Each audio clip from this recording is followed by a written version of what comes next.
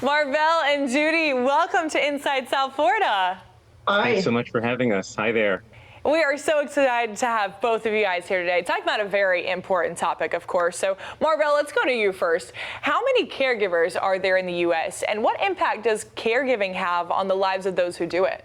Yeah, so it's an astonishing statistic. So there are over 100 million caregivers across the country, which is just a huge, huge number of individuals that are showing up every day. And so caregivers really are the backbone of our care system. And so they feel the weight of that commitment every single day. So the impact on them is very significant. So whether it's taking a loved one, driving them to the doctor's office, advocating for their needs in an emergency room visit, or just making sure that their medications are administered, at the right time, caregivers really do show up for their loved ones over and over again. And so that's why at Caregiver Action Network, we consider it our core mission to show up for those caregivers so they can be supported, they can have what their needs met, but also, equally important so that they can reach out and ensure that the loved ones that they need support, they can do so well. And Judy, you're coming in with some more personal experience. So what has your experience been like as a caregiver for a loved one with Alzheimer's disease? Yes, thank you for asking. I actually was a caregiver for both my parents around the same time. My mom was diagnosed with Alzheimer's dementia, and then my dad was diagnosed with vascular dementia. So it was physically and emotionally challenging getting them to their appointments, making sure they were eating, their bills were getting paid, and their house was clean. And then things were harder when mom started to show signs of agitation associated with Alzheimer's disease. She began swearing, and it was quite often. She was extremely irritable. Then she began to hoard, and she wouldn't let me help her clean. And then she started to threaten suicide. And in the end, she started to talk about how she wished she never would have been born, and that was emotionally draining. Judy, thanks for sharing your story with us. And Marvell, bringing you back into the conversation, can you tell us more about the I Care campaign and its goal of highlighting the importance of self-recognition and self-identity?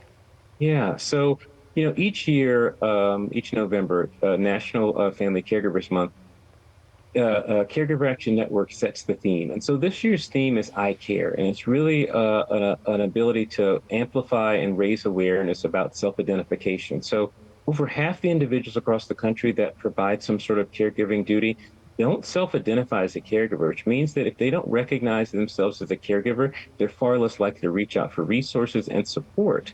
And so for our objective, it really is to make sure that we amplify the role of caregivers, what caregiving looks like. And quite frankly, from my own personal experience as a caregiving youth, at the age of 13, my mom had a stroke.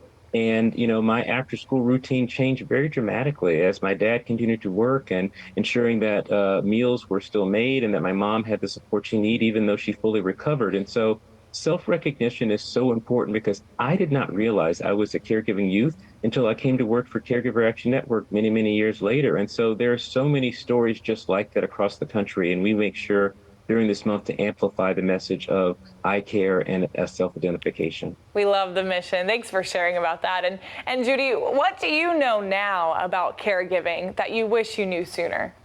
I wish I would have talked to the doctor more about the symptoms that mom was having, her agitation associated with Alzheimer's, because I just didn't know that that was a part of the disease.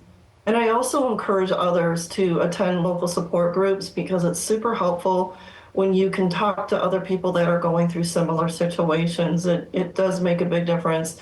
And then at the end of the day, it would have been helpful to know that I was not alone in my journey. So beautiful. Thanks for sharing your story once again, Judy. We really respect that. And Marvell, where can someone go for more information as well as resources? Yeah, so we implore anyone that's a caregiver or seeking out information about caregiving, they can give us a call for free at 855-CARE-640, or they can reach out for more resources and support at caregiveraction.org. Awesome. Thanks, guys, so much for joining Inside South Florida, sharing your hearts, your stories, and your initiatives. We really appreciate it. Thank you. Thanks so much for having us.